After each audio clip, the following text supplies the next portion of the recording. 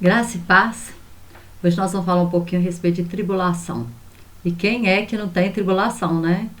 Quem é que não está passando, ou já passou, ou ainda vai passar tribulação? Por quê? Porque a Bíblia diz, no mundo tereis aflições. O próprio Jesus disse, né? Tem de bom ânimo. Então a gente vai vencendo uma luta, uma situação, depois aparecem outras situações. E eu quero falar um pouquinho do propósito da tribulação. Romanos 5, do verso 2 ao 4, Paulo ele fala assim, pelo qual também temos entrada pela fé a esta graça, na qual estamos firmes, e nos gloriamos na esperança da glória de Deus. E não somente isto, mas também nos gloriamos nas tribulações, sabendo que a tribulação produz perseverança. A perseverança produz caráter aprovado, e o caráter aprovado produz a esperança. Glória a Deus. Nada é por acaso, tudo contribui, né, para o nosso crescimento. Eu sempre lembro, né, de Romanos 8, 28, todas as coisas cooperam para o bem daqueles que amam o Senhor, que são chamados segundo o teu propósito. Ou seja, todas as coisas são todas as coisas. E todas as coisas vão estar contribuindo de alguma forma para o nosso crescimento e para o nosso amadurecimento. E ele fala assim, olha, eu tenho prazer na tribulação. Quando Jesus, né, ele é batizado, logo ele é batizado, o que acontece? Deus reafirma a identidade dele, falando, tu és o meu filho amado em quem eu me comprazo. E logo em seguida, ele é levado ao deserto por quem? Pelo Espírito Santo. Ele é levado ao deserto para quê? Para ser tentado pelo diabo. Para passar por provação. Para passar por tribulação. Então, se Jesus passou por tribulações, né, ele que era um homem perfeito, né, um homem sem pecado, que veio, né, vivenciar tudo aquilo que nós vivenciamos. E por isso ele também tinha que passar por tribulação. E foram várias tribulações, né? E aí, o que a Bíblia diz? Que a tribulação, então, ela tem um propósito, né? Assim como a dor tem um propósito, né? Quando você sente uma dor, é sintoma de que algo, você tem que procurar um médico, porque você pode ter um diagnóstico de alguma coisa. E a dor, então, ela é boa.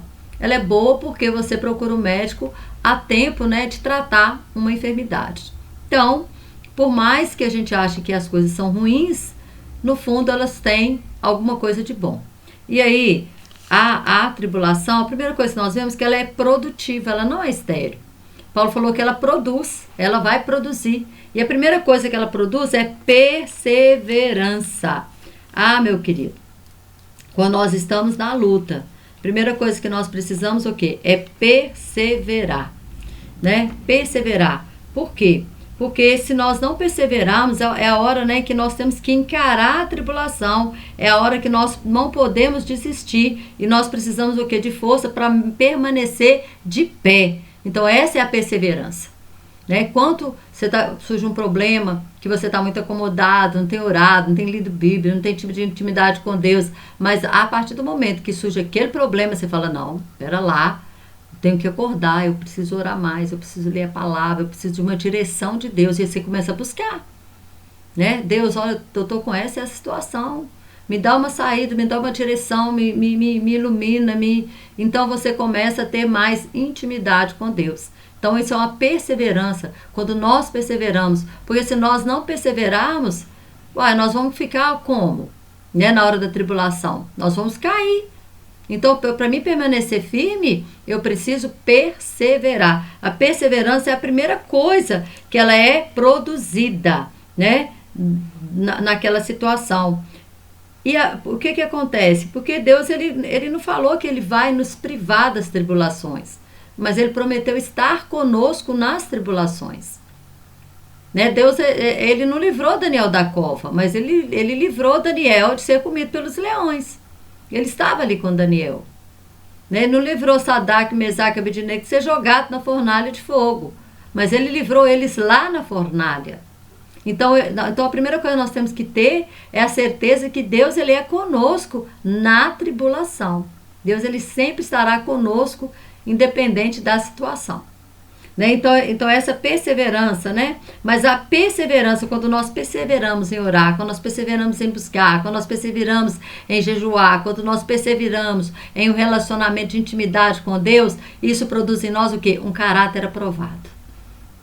Glória a Deus, é o que fala aqui. Né? Ele falou que a perseverança, então, ela vai produzir um caráter aprovado. O que é uma pessoa com caráter aprovado?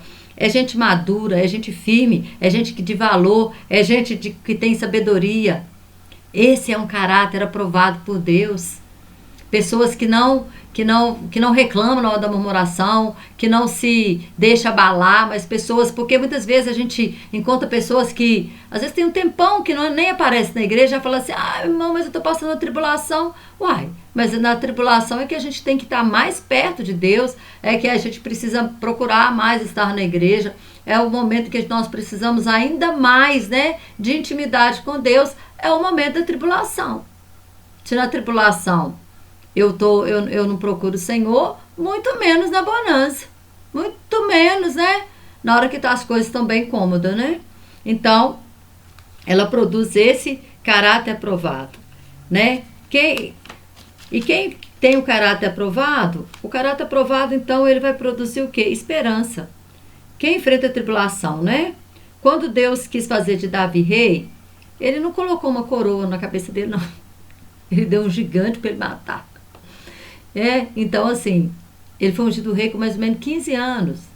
E ele só se assentou no trono com 30 anos. Mesmo assim, não sob todo Israel. Ele começou a governar em Hebron e depois é que todo Israel reconhece ele como rei, né, depois de 7 anos. Então, nós sabemos o quê? Que Deus dá a promessa e Deus muitas vezes, para o cumprimento dessa promessa, vai vir tribulações para nos forjar, para nos amadurecer, para que nós possamos crescer, para que nós possamos chegar, né, a esse caráter aprovado. Irmãos, e tem 3 tipos de pessoas, né? A pessoa que ela é frágil. O que é a pessoa frágil diante de uma tribulação? É aquele vitimista. É aquela pessoa que reclama o tempo inteiro. Ai, não sei por que eu estou passando por isso. Ai, Deus, por quê? Por quê? Não, né? Pra quê? Pra que eu estou passando?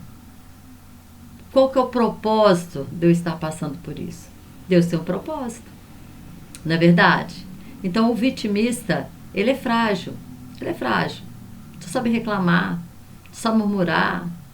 Tudo para ele nossa, Deus, faz tempestade em um copo d'água. Isso é o vitimista, é o frágil. Tem a pessoa que ele é resiliente, ele suporta, né, a tribulação. Mas existe um outro tipo de pessoa, que é o antifrágil, que é aquele que se fortalece em meio ao caos. Os caos, irmãos, são inevitáveis. Eles sempre vão existir. Caos vai sempre existir. Então eu tenho que estar preparada para eles. E saber que ele tem um propósito na minha vida. Qual que é o propósito de Deus nessa tribulação? Deus é Deus que transforma maldição em bênção. Mas, né, às vezes a perseverança, em algumas traduções fala que é a paciência.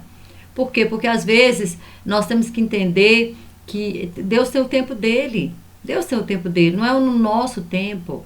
Né? Muitas vezes, é igual eu falo assim, Deus ele não é ansioso, não. Deus não tem problema com ansiedade, não. Quem tem problema de ansiedade somos nós. Então Deus tem o tempo dele. E muitas vezes nós queremos antecipar a bênção, nós queremos antecipar o milagre. E nós ficamos assim, até quando, Deus? Até quando? Que até quando? Até o dia que Deus, o tempo dele. Porque muitas vezes, se Deus antecipar a bênção se torna maldição.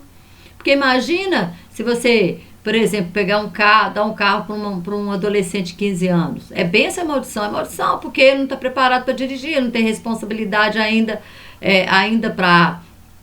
Nem carteira ele tem, porque a carteira é só a partir de 18 anos. Então isso não é bênção. Ele pode matar uma família, ele pode se matar com aquele carro. Mesma coisa você colocar uma faca na mão de uma criança. Então a bênção, né? Mas é bênção. O carro pode ser uma bênção se for dado no tempo certo. Ele tem 20 anos, ele tem carteira, ele precisa ir para a faculdade, ele precisa ir para o trabalho. Olha que bênção agora, só que ela chegou na hora certa, não na hora errada. Então nós temos que entender que Deus tem o tempo dele, o tempo certo para estar nos abençoando. Então a tribulação é isso, irmãos. E a vida o que que é? A vida é pressão, irmãos. Até mesmo para nós nascermos, né? Para nós virmos ao mundo, o que que aconteceu? O nosso útero ele começou a pressionar, começou as contrações. Foi uma pressão, porque senão nós queríamos ficar lá dentro do útero, né? O efeito útero, né? Seria muito bom ficar ali recebendo, né, da mãe tudo ali, o sanguinho, os nutrientes, as vitaminas, proteína, tudo do organismo da mãe. Mas chega uma hora em que você vai passar, em que o bebê passa por uma pressão e ele precisa ser lançado fora do útero para começar a viver o que? A sua vida. Para começar a viver aqui nessa terra o propósito de Deus. Então nós vamos passar por tudo isso, mas nós temos que entender o seguinte, que o problema não é para nos destruir. O problema, a tribulação é para que nós possamos ser aprovados.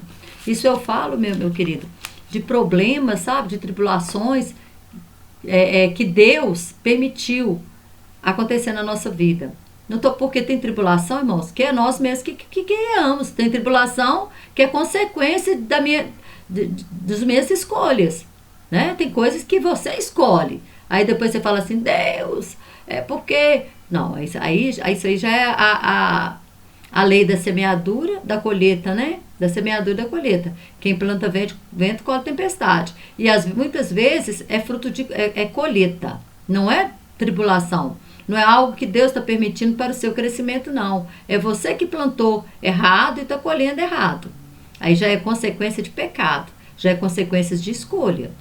Então, mas se é uma tribulação que Deus permitiu, quando nós vemos, por exemplo, aquela grande tempestade que os discípulos enfrentaram lá no Mar da Galileia, de madrugada, e Jesus estava no monte, parece que está em Mateus 14, esse texto.